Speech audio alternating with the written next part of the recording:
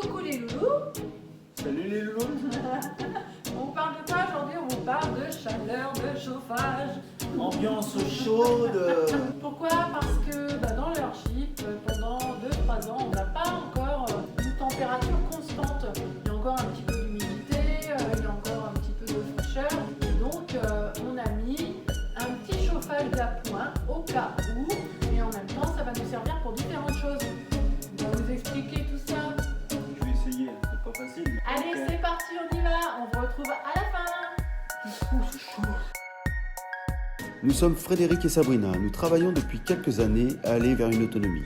En passant par la construction d'un Earthship, l'alimentation, nous travaillons sur le zéro déchet aussi et beaucoup d'autres choses. Bienvenue sur notre chaîne.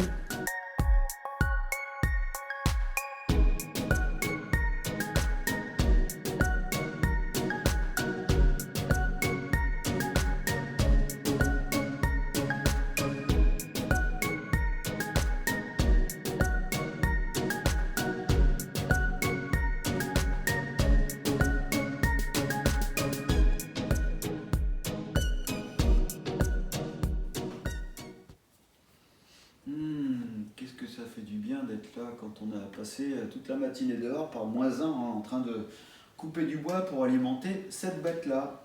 Alors cette bête-là, c'est cuisinière en fonte de marque Rayburn qui nous a été fournie par un Irlandais, donc c'est une cuisinière irlandaise. Cette personne-là, Stuart Burgers, en fait ce qu'il a fait, c'est qu'il a récupéré toutes les cuisinières en Irlande parce qu'on, comme en France d'ailleurs, nos grands-parents ont utilisé ce genre de choses-là, qui chauffaient soit au charbon, soit au bois. On a tous connu sur la plaque, en permanence, par exemple cette bouilloire qui était remplie d'eau, qui pouvait servir à plein de choses, qui pouvait servir à faire la vaisselle, ou l'eau du bain pour les enfants, enfin voilà quoi. Il y avait plein d'utilisations, et moi je me rappelle très bien. Cette personne-là, en fait, elle a fait quoi? Elle a récupéré toutes ces cuisinières qui allaient à la casse, parce que moi je me rappelle chez mes grands-parents, quand ils sont décédés tous les deux, il a fallu déménager. La pièce maîtresse, c'était vraiment la cuisinière, parce que 350 kg à déplacer, c'était pas forcément facile. Sur celle de mes grands-parents, je me rappelle très bien aussi, il y avait un petit robinet sur le côté, donc un petit réservoir d'eau, il y avait toujours de l'eau chaude aussi. Ça, c'est une des fonctions. La particularité de celle-là, c'est qu'elle a plusieurs fonctions, c'est ce qui nous a séduit. On a découvert ça en fait en se baladant à Paris, vous vous rendez compte? Et Rayburn, c'est une marque qui a existé il y a très longtemps et maintenant c'est la marque AGA, A-G-A. Aujourd'hui, ils font des cuisinières mais qui sont complètement électriques. Donc ça, on n'en voulait pas, parce qu'en autonomie, l'électricité, et puis surtout notre électricité photovoltaïque, ça ne va pas fonctionner. Et ce qui nous plaisait surtout, c'était l'histoire de ces capots qui couvrent la partie fonte parce que ça évite les déperditions dans la pièce. Parce qu'on pensait que uniquement cette partie-là qui chauffe, dans le rayonnement de la pièce, ça allait donner du chauffage. Et effectivement, ça donne du super chauffage. Alors comment ça fonctionne? Il y a plein d'idées qui sont vraiment géniales dans cette cuisinière. Là, le foyer dans lequel on peut mettre soit du bois, soit du charbon. Et en Irlande, eux, ils ont de la tourbe, donc en fait, ils coupent des tranches de tourbe, c'est marrant. Et après, ils le font sécher tout l'été, et après l'hiver, ils peuvent s'en servir pour brûler de la tourbe et faire de l'énergie chauffage. Ici, le foyer, avec en dessous le bac à cendres. Ici, une ouverture qui peut accélérer le feu à l'intérieur, puisque là c'est une amenée d'air supplémentaire. Ici pour le descendrage, en activant ici, on actionne des barreaux à l'intérieur qui, en s'actionnant, font tomber la cendre dans un bac que l'on peut récupérer. Ça c'est pour la partie chauffe. Ici à droite, un four, voilà, traditionnel. Enfin non, pas traditionnel, parce que là en fait il n'y a pas de thermostat. Vous pouvez regarder, le seul thermostat qu'il y a, c'est ici. Et là, ça je vous en parlerai un petit peu après. Et ici, en dessous, ça c'est un chauffe-plat. Ça tout le monde connaît. Une fois que c'est prêt, on peut le mettre là en dessous en attente. Et quand tout le monde sera à table et prêt à manger ce plat-là, on peut le sortir, il est resté au chaud. Ici, la particularité de cette cuisinière-là, c'est qu'il y a ce petit bouton-là. L'idée, c'est d'actionner à l'intérieur une petite lamelle qui va soit orienter les flammes, comme ici, ou soit vers le bas, qui va orienter les flammes vers le bas. Et à l'arrière du foyer, il y a une ouverture qui va réchauffer le bouilleur. On va parler d'abord des flammes qui vont réchauffer la partie chauffe et la partie four. L'idée, c'est que dans cette position-là, les flammes passent par ici, tac, elles font ça, et elles s'en vont directement par le tuyau de la cheminée. Donc au passage, ça va chauffer en premier cette plaque-là, en deuxième cette plaque ici, ça va réchauffer l'ambiance du four, et après ça va s'évacuer. Ici, quand on met vers le bas, comme je vous ai dit, les flammes, au lieu de monter, il y en a un petit peu qui montent, bien évidemment, ça continue à réchauffer, mais elles vont surtout descendre et passer par l'arrière. Passer là par l'arrière, remonter dans une tubulure qui est creuse ici, et toute cette partie-là, là, et sur le côté, il y a de l'eau. Le principe, c'est que les flammes passent à l'intérieur, réchauffent cette ambiance-là, et par les tuyaux qui sont ici, ça va aller sur notre stockage d'eau qui se trouve derrière. Ici, là, derrière, là, le petit tube qui est là, qu'on voit, là, c'est une sonde. C'est une sonde qui va démarrer un appareil derrière qui s'appelle une pompe de charge. Ici, c'est le thermostat. Le thermostat qui sert uniquement à ouvrir une entrée d'air qui se trouve sur le côté pour activer ou pas en fonction de la température de l'eau. Il est directement lié au système d'eau qui est à l'intérieur. Quand c'est trop chaud, ça ferme. Comme ça régule naturellement la température de l'eau à l'intérieur. Ça, c'est la régulation de l'époque. C'est très fiable. C'est une lame en acier qui se détend et qui vient fermer tout simplement. C'est basique et ça fonctionnera toujours. Donc, le système de cuisson, on a vu le four, mais il y a aussi deux plaques. Alors, ce n'est pas des plaques vitrocéramiques, mais c'est très astucieux, très ingénieux. Ici, il y a la cuisson rapide. Ici, la cuisson un peu plus lente. Pourquoi rapide? Parce que déjà, elle est juste au-dessus du foyer, donc bien évidemment, les flammes vont venir lécher.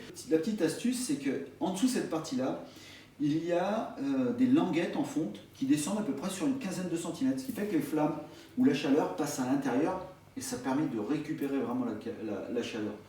Et une fois que ça passe ici, là c'est complètement plat, on a à peu près ça d'épaisseur, on a une dizaine de centimètres dans lequel l'air chaud passe par ici et s'en va. On a aussi beaucoup aimé ce concept chez Rayburn, ces petits couvercles là qui sont isolés et qui vont éviter d'envoyer plein de chaleur, parce que je ne sais pas si vous vous rappelez chez vos grands-parents, mais à l'endroit où se trouvait la cuisinière, en fait cette plaque en fonte elle est ténue avec la bouilloire dessus, mais alors ça rayonnait partout, il faisait hyper chaud et c'était très concentré. Là l'avantage de ça c'est que on peut envoyer de la chaleur dans le réseau de chauffage directement que l'on a créé. Donc ici, ça conserve les calories à l'intérieur et on en bénéficie partout. Allez, on passe de l'autre côté maintenant. Suivez-moi. Alors, voilà, là on est dans le côté obscur pour certaines personnes. Sabrina. Eh bien ici, il y a quelques organes de sécurité, enfin un organe de sécurité, une pompe de charge ici, là, qui se trouve juste en bas. Ici, c'est pour récupérer la boue éventuellement, et puis toutes les particules. Ici, donc, vous avez vu la partie haute de la cuisinière. Donc, la tuyauterie qui arrive, c'est celle-ci. Elle rentre dans le stockage qui est ici. Ça, c'est un ballon qui fait 300 litres. Et c'est ce qu'on appelle le stockage tampon. Ça sert à récupérer toutes les calories de la chaudière, de les stocker ici. Et par exemple, si on en a besoin pour l'eau chaude sanitaire ou pour le chauffage, eh bien ça va être envoyé directement, soit sur le chaude sanitaire, soit sur le chauffage, en fonction des besoins. La petite pompe de charge qui est ici, c'est quelque chose d'important. Alors ça n'existait pas avant. Avant c'était bien plus basique que ça. Il fonctionnait uniquement par thermosiphon. Ça veut dire quoi? Ça veut dire que la chaleur a tendance à aller vers le haut et le froid d'aller vers le bas. Ils avaient des grosses tuyauteries sur la partie haute qui emmenaient par thermosiphon donc la chaleur vers le stockage tampon ou vers le chauffage. Souvent, il y avait plusieurs étages dans les maisons où étaient installées ces cuisinières-là, ce qui faisait que le thermosiphon se faisait facilement parce qu'il y avait de la hauteur, donc ça montait très rapidement. Là, comme on est de plein pied, puis aussi les problèmes qu'il pouvait y avoir sur ces chaudières-là, c'est de la condensation à l'intérieur. La condensation, pourquoi? Parce que d'un côté, on a de l'eau qui sort, on va dire, à 40, 50, 60, 80, ça peut aller à 90 degrés. Hein. Et en bas, ben, il y a de l'eau froide qui rentrait. Et quand on fait rentrer l'eau qui est à 20 degrés et l'eau qui sort à 80 degrés avec le foyer, ben, ça fait de la condensation à l'intérieur. Ça, c'était une des sources de fin de vie accélérée des chaudières à bois, enfin des cuisinières à bois, parce que la condensation, ça détruit un petit peu avec les gaz à l'intérieur et les résidus de brûlage du bois ou du charbon, ça avait tendance à corroder l'intérieur de la chaudière qui la détruisait rapidement. Cet appareil-là, alors il a une petite pompe et le principe c'est qu'à l'intérieur de cette partie-là, ici cette tuyauterie-là, c'est ce qu'on appelle un bypass, c'est-à-dire que l'eau chaude arrive, elle passe dans un premier temps grâce à la pompe par ici, jusqu'à temps que l'eau soit à 60 degrés. Une fois que l'eau est à 60 degrés, ça tombe toujours dans ce sens-là. Il y a un petit organe ici qui se ferme, et là, ça provoque le passage vers l'intérieur, vers le stock tampon, là qui est à 40 degrés, mais tout à l'heure, là, il y a à peu près un quart d'heure, c'était à une vingtaine de degrés. Et à partir de là, ben, l'eau froide, qui est tout en bas, parce que le froid, ben là on le voit de toute façon, ici l'eau elle est encore à 20 degrés, alors que là-haut elle est à 40. Donc l'eau à 20 degrés vient ici, et se mélange avec l'eau qui est à 60 degrés pour pas que ça rentre à l'intérieur de la cuisinière trop froid pour éviter la condensation dedans. Cette pompe là, elle est alimentée par le petit fil cuivre que je vous ai montré derrière la cheminée. En fait, c'est une sonde qui va dire à la pompe là, tu peux te mettre en route parce que j'ai 60 degrés de température de fumée. À partir de là, bah ouais, ok, elle se met en route. Sinon ça s'arrête. Ça aussi c'est pareil. C'est des choses qui sont énergiquement consommatrices, donc pour nous qui sommes en autonomie avec des batteries, c'est un peu compliqué de laisser toujours des pompes en route. Donc, ceci dit, ce sont des pompes qui sont très modernes et qui sont au niveau économie d'énergie. Là, ça consomme 3 watts quand c'est en route, hein, c'est pas énorme, hein, et ça fonctionne tout seul. Ici, un petit organe de sécurité, parce que demain, moi je sais pas si notre installation électrique, elle s'arrête, si on n'a plus de batterie, bah ça va s'arrêter. Et là derrière, lui, par contre, le chauffage, lui, ne va pas s'arrêter. Donc, qu'est-ce qui va se passer? Ça peut monter en température, ça peut monter à 90, 100 degrés. Ici, cet organe-là, il y a un bulbe là qui descend à l'intérieur de la tuyauterie et qui regarde quelle température il y a. Ce qui fait que si ça monte à 90, 100 degrés, et bien ici, c'est une soupape. Le bulbe va s'ouvrir et ça va laisser s'évacuer l'eau très chaude vers le système d'évacuation, vers notre cellule botanique, et on va faire rentrer à l'intérieur de l'eau froide qui va passer par ici et qui va rentrer ici en bas pour refroidir l'intérieur de la chaudière, parce que si elle continue à monter en température, bah, ça se met à bouillir, puis ça fait comme une cocotte minute, hein, ça peut exploser. Donc l'avantage quand même, c'est d'avoir toujours un système de sécurité sur une chaudière bois, c'est impératif. Ce système de sécurité, il faut qu'il soit alimenté par un maintien de pression qui est ici. Alors, maintenant que l'eau, bah là, elle commence à monter, là, elle est à 40 et bientôt elle sera à peu près à 80 degrés. Comme je vous ai dit tout à l'heure, il y a deux utilisations à ça. Une utilisation pour l'eau chaude sanitaire, là, elle est à 40 degrés, donc comme c'est équivalent, les températures, rien ne va se mettre en route. Par contre, quand la température sera à 80 degrés, ici on est à 40 degrés, bah, il y a une petite pompe qui se trouve derrière aussi, là, avec une sonde qui voit la différence de température entre les deux.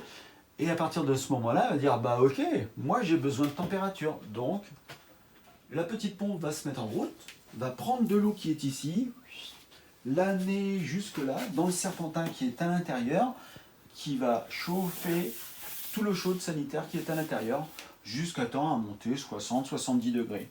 Quand ça sera à peu près équilibré, elle va s'arrêter. Le deuxième avantage de ça, c'est que aussi, on a ce petit module-là qui sert à alimenter deux radiateurs. Là, c'est pareil, hein, c'est très automatisé, une petite pompe qui consomme très peu, ça aussi, ça consomme très peu. Il y a une sonde, là, à partir de 30 degrés, là, s'il n'y a pas plus de 30 degrés, ça se mettra pas en route. Là, c'est 40, mais je pense que dans le bureau, parce que, en fait, nos deux radiateurs sont dans la salle de bain et dans le bureau. Si dans le bureau, la sonde qui est là-bas bah, n'est pas OK, c'est-à-dire qu'elle n'a pas pris la consigne, on a mis une consigne de 20 degrés, je pense qu'il fait plus de 20 degrés, aujourd'hui ça ne va pas se mettre en route. C'est-à-dire aussi que l'avantage de ça, c'est que ça ne va pas envoyer tout le temps de la chaleur. L'avantage, c'est de garder dans le stock tampon au maximum, le plus longtemps possible, cette énergie qui est ici, que de la disséminer partout. On va aller voir les radiateurs? Allez, c'est parti. Suivez-moi. Par ici, la salle de bain.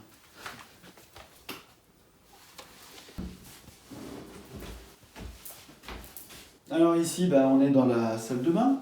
Et ici, un radiateur sèche-serviette. Et sur la partie basse, ici, il y a une tête thermostatique qui sert à réguler la température en ambiance de la salle de bain. Allez, on va aller voir l'autre maintenant, notre autre radiateur. Allez, suivez-moi.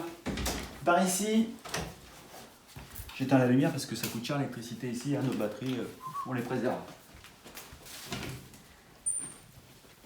Et voilà, ici le deuxième radiateur. Voilà, un petit radiateur avec une tête thermostatique aussi, mais la tête thermostatique ici, elle est toujours ouverte en grand. Pourquoi? Parce que c'est elle qui va donner la consigne à notre stockage d'eau chaude là-bas pour se mettre en route ou pas. On voit la température du thermostat d'ambiance qui est à 19,3. La consigne est à 20 degrés, donc elle n'est pas atteinte, donc ça va se mettre en route. Bon voilà, je pense vous avoir tout dit. Si vous avez des questions, n'hésitez pas à les poser. Je suis prêt à vous répondre. Eh bien, on espère que cette vidéo vous a plu. Et cette vidéo, elle est hyper complète. Hein. Je pense que vous avez J'ai tout. bien travaillé.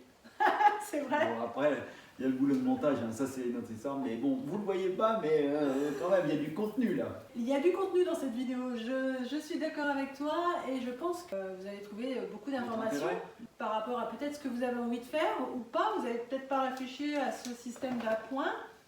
Qui est là pour, on va dire, assainir un petit peu l'environnement, surtout en fait, l'humidité qui peut rester encore pendant quelques temps. Dû au torchis. Ouais, dû au torchis, hein. Après ça dépend aussi comment vous faites votre Earthship. Mais voilà, vous savez qu'un Earthship, il faut à peu près 2-3 ans pour avoir une température constante. Alors c'est pas qu'il fait froid, parce qu'il fait généralement 20-21 degrés dans les pièces à vivre, mais c'est qu'on sent parfois une petite humidité qu'on a envie d'enlever avec justement un chauffage bois qui permet de réchauffer la pièce et puis d'enlever cette humidité sainement. Donc voilà, la Reburn on l'utilisait déjà dans notre maison que l'on avait avant, donc on chauffait uniquement la maison avec ça, on avait 120 mètres carrés, on utilisait à peu près 7 stères à l'année. Là on espère, je pense que la première année on va utiliser pas mal de stères, je pense, on verra, on fera un petit bilan en fin d'année. Et puis on vous dira tout ça. Et puis on l'allume à peu près tous les combien? Ça dépend. Ça dépend. C'est très simple. En fait. Dès qu'il fait beau, il n'y a pas besoin d'allumer, puisque là, 3 heures de soleil, même en ce moment, quand il fait, ce matin il faisait -1 dehors, dans l'après-midi il fait 26-27 degrés dans la serre. Donc on ouvre les portes et puis à partir de là, la chaleur rentre un petit peu partout et on a 22 partout dans la maison. Donc. Et on est en t-shirt tout le temps. Et puis aussi, on est quand même pas mal avancé en âge, donc plus on vieillit, plus... Enfin, on dira pas notre âge. Ils le savent. Ah bon, première vidéo, ils le savent, on l'a dit. Ah ouais. Allez voir la première vidéo. Comme on avance dans l'âge, on aime bien un peu de chaleur. Et en plus, il répète. Oui. Bon, on espère que cette vidéo vous a plu. On vous fait des gros bisous comme d'habitude, quoi. Et on vous dit à très bientôt pour une prochaine. Ouais. Il y a un peu de chaleur pour vous. Ciao, Allez, ciao. abonnez-vous. Hein. Puis partagez ça aussi. C'est quoi? Faut partager, c'est intéressant tout ça.